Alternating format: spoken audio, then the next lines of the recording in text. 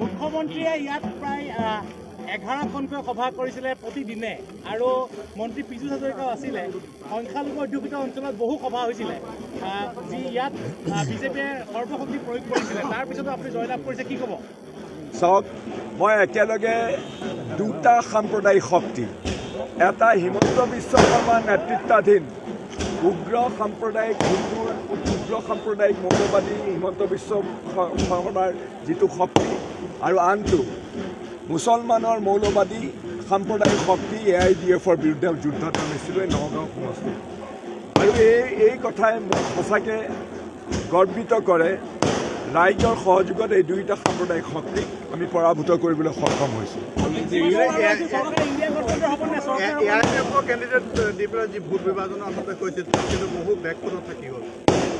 সেইটোতো স্পষ্ট কথা। আশাব্যঞ্জক কথা দুটা। এই যে আজি এক দিনৰ দিনাখন এই যে তেওঁলোকে যে কিবা এক্সিট পল কৰিছিলে নহয়, মোদী ডাঙৰীয়াৰ জেপৰ ভিতৰত সোমাই থকা মিডিয়া, আপোনালোকৰ মিডিয়াৰ ক্ৰেডিবিলিটি ধ্বংস কৰা ভাৰতবৰ্ষত।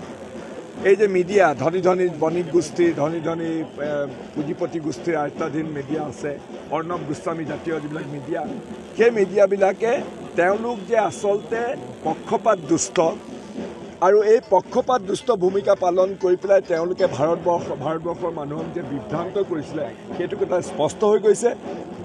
আৰু মিডিয়াৰ ক্ৰেডিবিলিটি তেওঁলোকে ধ্বংস কৰিছিলে। এতিয়া মিডিয়াই